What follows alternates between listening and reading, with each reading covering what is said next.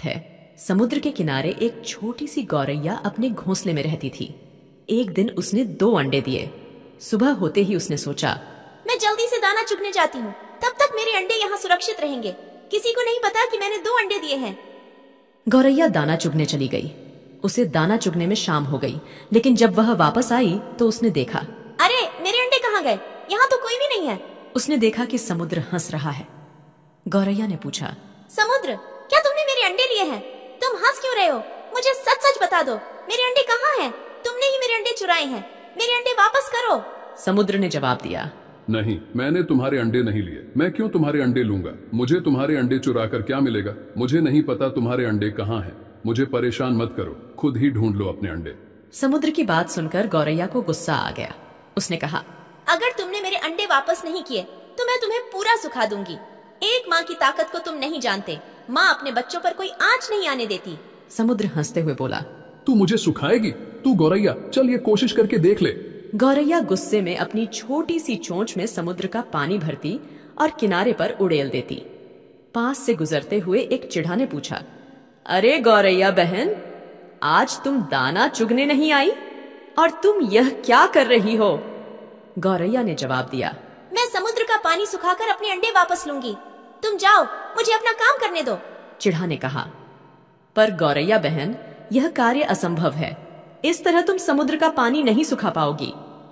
गौरैया दृढ़ निश्चय के साथ अपने कार्य में लगी रही।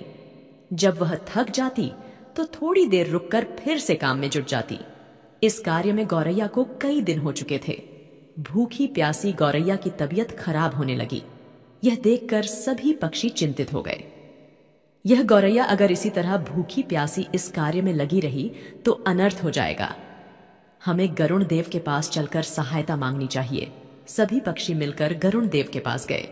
गरुण देव ने पूछा, क्या बात है, सब ठीक तो है? आज सभी पक्षी एक साथ मेरे पास आए हैं। पक्षियों ने बताया, गरुण देव, एक छोटी गौरैया अपनी जिद पर अड़ी है और इतने विशाल समुद्र का पानी सुखाने का प्रयास कर रही है। इसी वजह से उसका स्वास्थ्य भी गिर रहा है। कृपया उसकी मदद कीजिए। गरुण देव समुद्र तट पर गौरैया के पास गए और बोले, गौरैया, मेरी चोंच थोड़ी बड़ी है। क्या इस कार्य में मैं तुम्हारी कुछ सहायता करूं? नहीं गरुण देव, आप मेरी वजह से परेशान मत होइए। ये मेरी लड़ाई है, मैं इसे खुद लड़ूंगी। मुझे कोई मदद नहीं चाहिए। गरुण देव ने सोचा, बच्चों की वजह से यह चिड़िया किसी की नहीं सुनेगी। इसके लिए अंडों को ढूंढने से ज्यादा महत्वपूर्ण कोई कार्य नहीं है। मुझे भगवान श्री हरि के पास जाना होगा और उनसे विनती करनी होगी। गरुण देव भगवान विष्णु के पास गए और प्रार्थना की, हे नारायण, आपकी जय हो। कृपया हमारी सहायता कीजिए। एक नन्ही गौरैया समुद्र का पानी सुखाने की ठान बैठी है, जो कि संभव नहीं है। उसका स्वास्थ्य भी गिर रहा है।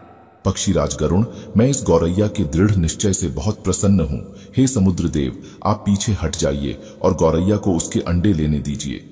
आज एक माँ अपने बच्चों की रक्षा के लिए कोई भी जोखिम उठाने के लिए तैयार है, इसलिए मैं गौरैया के साथ हूँ। आपको पीछे हटना होगा और गौरैया के अंडे उसे लौटाने होंगे। समुद्र ने भगवान विष्णु की आज्ञा मानी और पीछे हट गया। गौरैया ने खुशी खुशी अपने अंडे निकाल लिए। समुद्र ने कहा, गौरैया, मुझे माफ कर दो, आज तुम्हारा विश्वास जीत गया। गौरैया ने गर्व से कहा, मैंने कर दिखाया, मेरे अंडे मुझे वापस मिल गए। नारद, तुम तो हमेशा भ्रमण करते रहते हो। कोई ऐसी घटना बताओ जिससे तुम चौंक गए हो। प्रभु, मैं अभी अभी जंगल से आ रहा हूँ। वहां मैंने एक अद्भुत घटना देखी। एक गाय दलदल में फंसी हुई थी और उसे बचाने वाला कोई नहीं था। तभी वहां से एक चोर गुजरा। उसने गाय को फंसा हुआ देखा, लेकिन रुका नहीं। उल्टे उसने गाय पर पैर रखकर दलदल पार किया और आगे बढ़ गया। कुछ दूर जाकर उसे एक सोने का सिक्का मिल गया।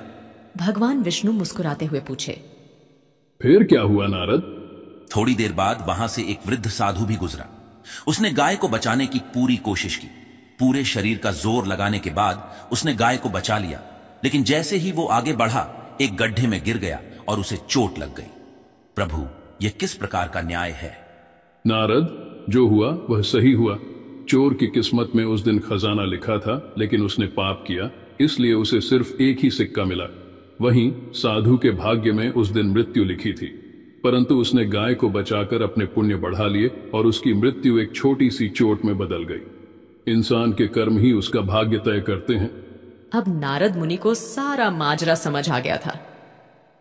प्रभु, अब मुझे समझ में आया, हमें हमेशा अपने जीवन में अच्छे कर्म करते रहना चाहिए। उसका फल हमें किसी न किसी रूप में अवश्य मिलता है। बिल्कुल नारद, यही जीवन का सच्चा मार्ग है। प्राचीन समय में राजा जनक की पुत्री सीता से जुड़ी अनेक कथाएं प्रसिद्ध हैं। एक ऐसी ही कथा है जिसमें एक तोते ने माता सीता को श्री राम से वियोग का श्राप दिया, जिसके कारण गर्भावस्था के दौरान माता सीता को श्री राम से दूर रहना पड़ा। एक दिन की बात है जब छोटी सीता अपनी सहेलियों के साथ बगीचे में खेल रही थी। बगीचे के एक पेड़ पर तोते का एक जोड़ा बैठा था और वे आपस में बातें कर रहे थे। इस युग में राम नामक एक प्रतापी राजा होंगे और उनकी अद्वितीय पत्नी सीता होंगी। श्री राम सभी राजाओं को अपने अधीन कर लेंगे और देवी सीता के साथ 11,000 वर्षों तक राज करेंगे। धन्य है श्री राम और धन्य है सीता। ये सुनकर सीता का ध्यान उस ओर गया। अपने विवाह की बात सुनकर वह उत्सुक हो गईं और उस तोते से पूरी कथा सुनने की इच्छा की। उन्होंने अपनी सहेलियों से तोते को पकड़कर लाने को कहा। सहेलियों ने तोते को पकड़कर सीता के पास लाया। सीता ने प्यार से पूछा, तुम कौन हो और कहां से आए हो? तुम जिस राम और सीता की बात कर रहे थे उसकी जानकारी कैसे मिली? हम वाल्मीकि ऋषि के आश्रम के पेड़ पर रहते हैं।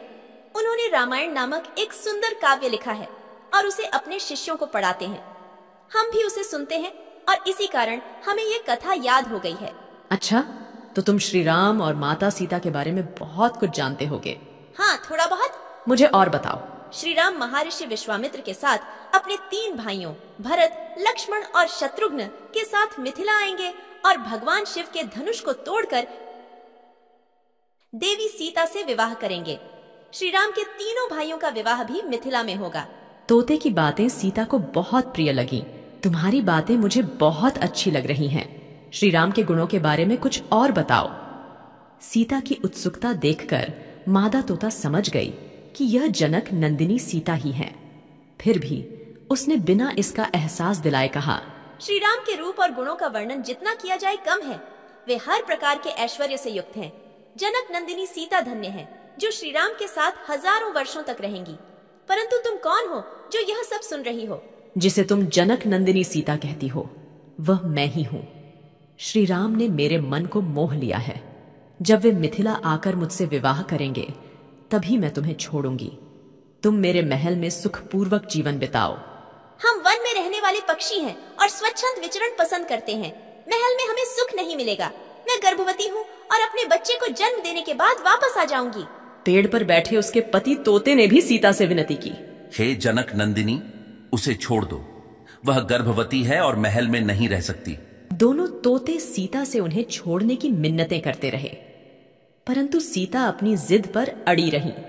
तोते की पत्नी का वियोग असहनीय हो रहा था और वह क्रोधित हो गई।